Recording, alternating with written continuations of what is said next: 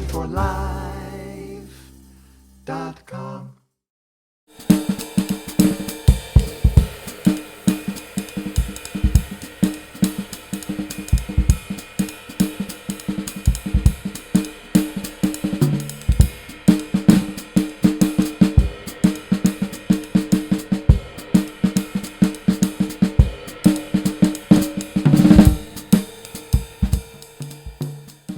Hey there, it's Vaughn at drummingforlife.com. Aloha. I hope you're doing well. On this video, I want to share with you how I choose the different cymbals I use for the different gigs that I play. Before we get into that, I would love it if you'd subscribe to my channel and be sure to swish that like button if you like what you see and drop a comment. I'd love to connect with you, and I do respond to all of my comments. Now, this video is in response to a subscriber who requested it. Actually asked me to do a video or explain more about how I choose the different cymbals I use for my different gigs, my different playing situations. Now, there are some factors that go into my cymbal choice.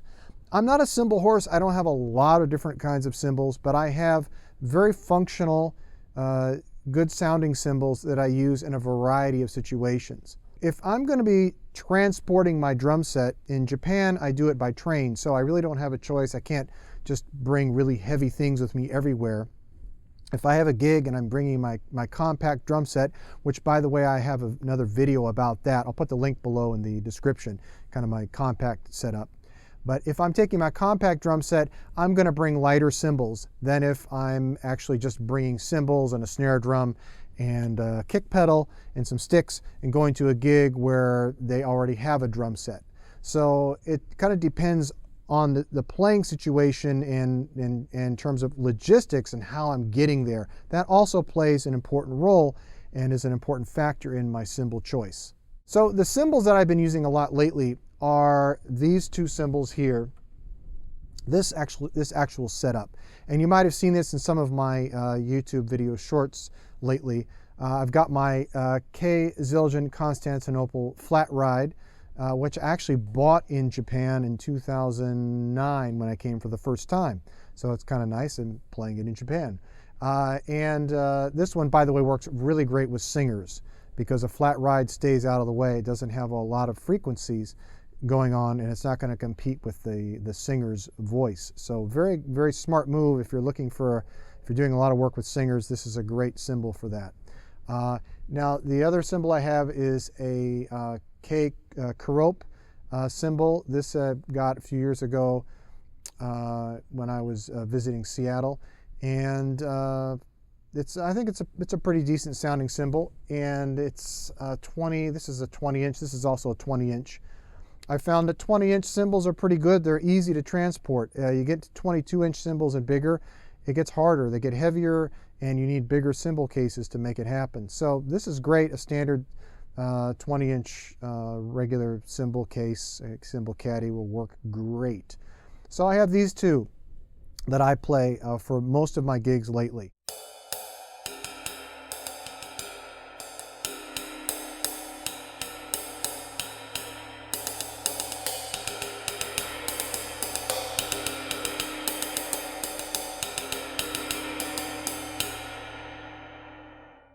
So as you can hear, there's kind of a nice sound, and there's a nice contrast between the cymbals. So, which is really important when you're going to play jazz music, especially. You need to be cognizant and be thinking about the different sections of the song. So, for example, if you've got a 32 measure song form, that's maybe A, A, B, A. The A's you may play on one cymbal, and the B you may play on another cymbal, and that gives that kind of contrast that's really important, I think, especially in playing jazz. So let's talk about the hi-hats next. These are actually a hybrid. I've got, basically on the bottom, I've got a custom special dry hi-hat top. Okay, I bought the full set of the custom special dries, which I like, but they don't work in every playing situation. They're not, the sound is not, as versatile as I would like. So what I did was I took the thinner cymbal, the top cymbal, and put it on the bottom. So I put that on the bottom. And then I put this Zildjian K Constantinople on the top, and these are 14-inch and this is a little bit on the kind of the thinner side as well.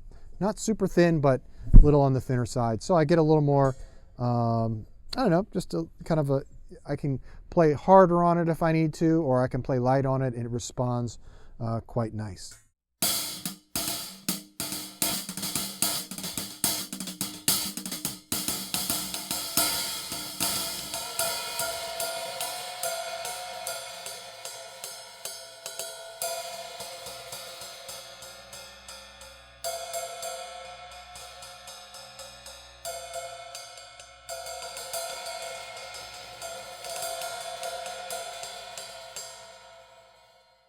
So that's my cymbal setup. Lately, I take this with me when I have, there's already a drum set at the club, and I don't need to bring a drum set. I'll bring these two cymbals, and I'll bring this hi-hat. And actually what's great about that is that, that they're not so heavy. My cymbals tend to be on the thinner side. If you get thicker cymbals, they kind of start to sound more kind of rock and popish. So the jazz cymbals tend to be on the whole a little bit bigger and a little thinner. So they're easy to transport, easy to carry. They're not too heavy. So my next cymbal setup is one that I use with my compact drum set. And you might have seen in some videos I released earlier this year from a concert I had late last year. I had my compact drum set, and I had this cymbal on the left side, and I had this cymbal on the right side. And this is a nice, really nice contrast. Again, contrast is king. I also have a really good blog post about this exact cymbal here, this Zildjian A Custom Fast Crash 18-inch.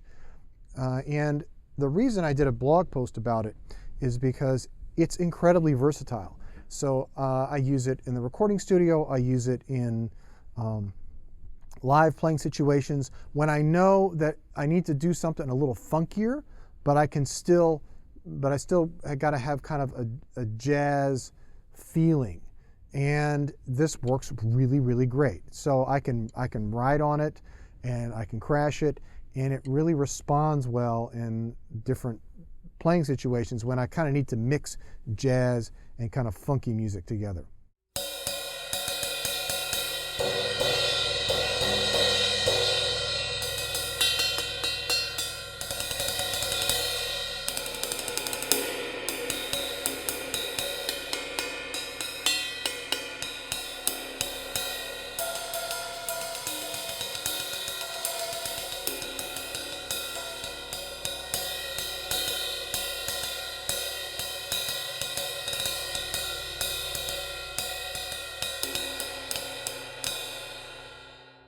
One thing I look for in cymbals too is a fast decay.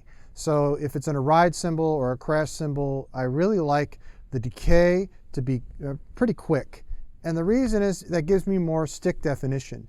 And stick definition is really important in my playing because it clearly communicates to the rest of the band where the time is. So you can't just rely on the 2 and 4 of the hi-hat. Sometimes maybe you're not playing 2 and 4 on the hi-hat. You've got to have that stick definition so they can feel that quarter note pulse. So that's, for me, is why I always pick cymbals that have that kind of fast decay. The fast crash does a great job of that. It does its thing and gets out of the way, which is really nice. It also records really, really well. So you can see that the hi-hats and the ride cymbal are the same as my previous setup. Now the next cymbal I want to introduce you to, you probably already know about it, is my Zildjian A Custom EFX or effects cymbal. This cymbal is really unique. It's got a really unique sound to it. And by the way, I'll put the links to some of these cymbals below. You can go and check them out. But basically, this cymbal is great for really radically changing the color of the music you're playing.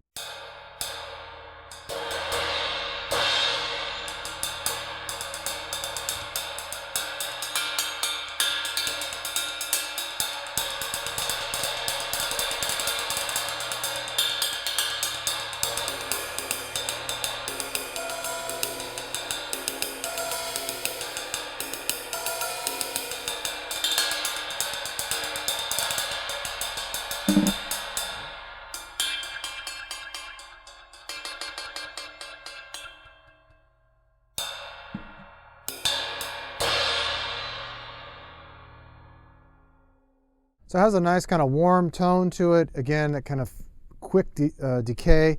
I like that. Kind of does its job and gets out of the way. And it does blend pretty well with the other cymbals. So this is another example of a cymbal setup I have where I'm going to use the same ride cymbal and the same hi-hat, but I'm going to swap out that crash cymbal, instead use this effect cymbal. Now there are times where I'm in the recording studio and I want to use 3 cymbals, okay, my hi-hats and then 3 cymbals. What I'll also do is I'll play this one.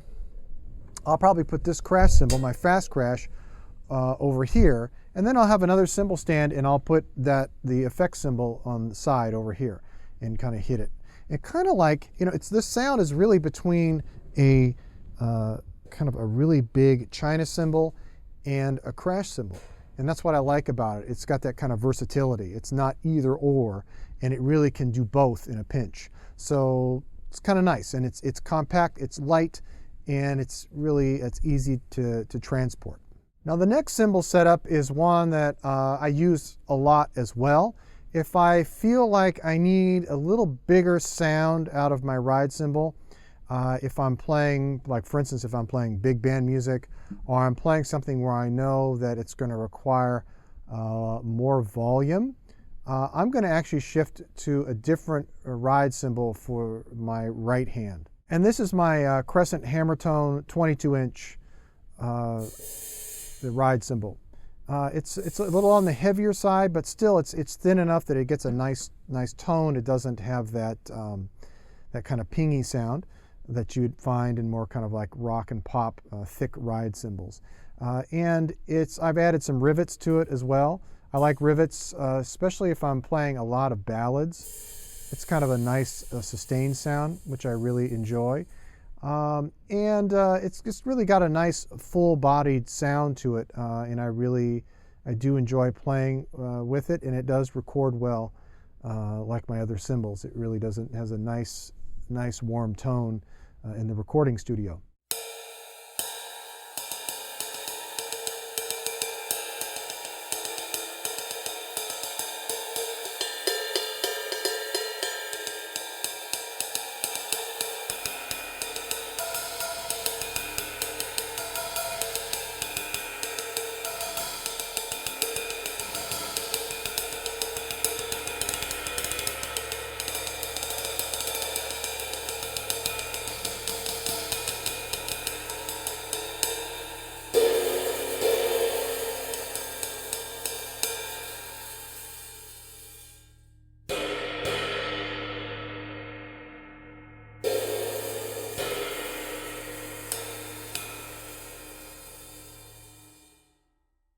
Now, if I'm going to bring this beast with me to a gig, I'm going to put it on a hand truck. I'm not even going to mess around trying to carry this thing around. And by the way, I'll put the link to the hand truck I use as well below.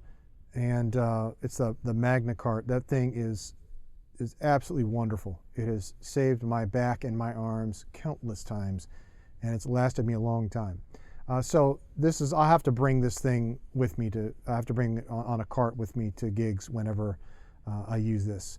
But it's really necessary. When I go to the recording studio, I almost always use my Crescent Hammertone ride cymbal, especially in a jazz situation.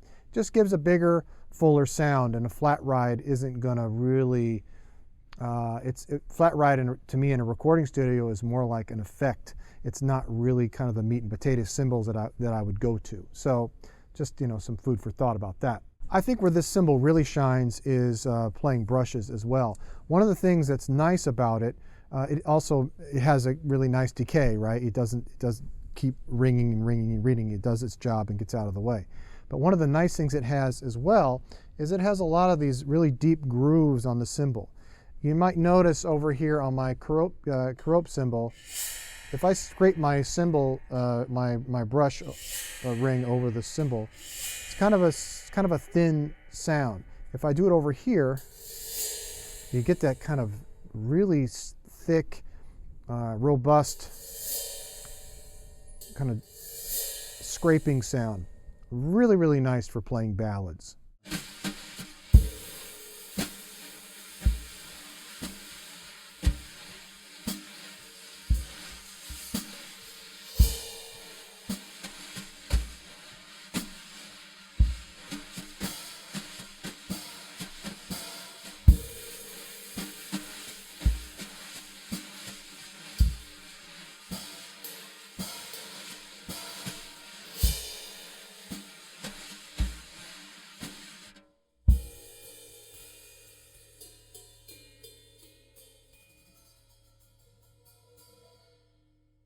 So just a real nice, pleasing sound, and it's just got that fullness that I think sometimes I need when I'm going to the recording studio, or even when I'm playing on a bigger stage, or when I just want that fuller sound. And the last cymbal I want to introduce you to is my crescent hammer tone China cymbal. This is a 23 to 24 inch beast. This thing is massive, and I only use this in very specific contexts, especially in a big band context. It sounds great. If you think about the great recordings of the Thad Jones, Mel Lewis big band, you're going to hear a lot of that kind of China stuff he's working there. Jeff Hamilton uses it a lot in well, he uses it all the time in all of his playing, and especially in his big band playing. And an interesting footnote about Jeff, he actually picked these out for me. Years ago, I asked him to pick me out some cymbals, and he picked these out, and he's so funny. I said, oh, can you autograph it for me? He said, oh, would you like me to devalue your cymbal for you? Such a funny guy. Anyway, he signed his name there. He already signed up here, but he signed it down there for me. So nice guy, great player. And anyway, so he picked those out for me, and they worked out really great, like his choice. So I'll play this one for you.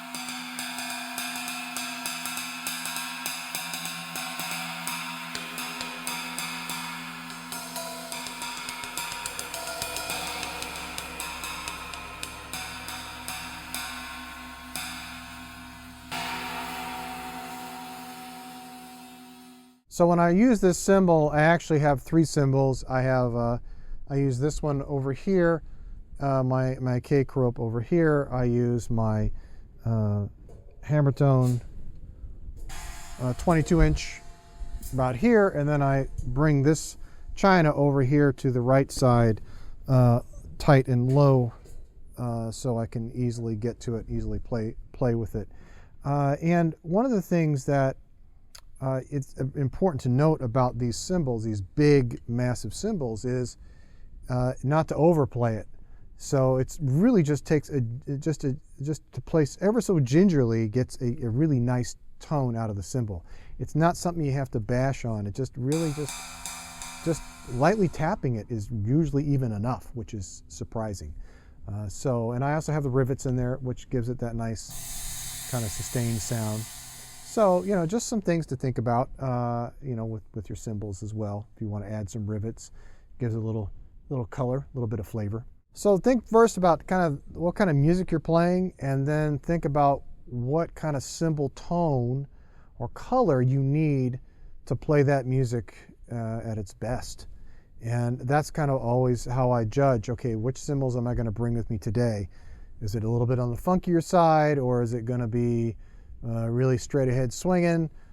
Is it going to be like a big band situation? Is it going to be a small group situation? Is the room I'm playing in going to be really big? Am I playing with a singer? These are all things I think about before I select my cymbals. And I also think about portability. Is this going to kill my arm just dragging these cymbals to the gig, or is this going to be all right? Do I need to use my cart this time, or do I just carry it by hand? So, just some things to think about. Probably a lot of you out there are driving cars, so some of these weight issues maybe are not a problem for you. But for me, I have to think about those things. Thanks again for watching, and as I always say, keep on drumming. Take care. drummingforlife.com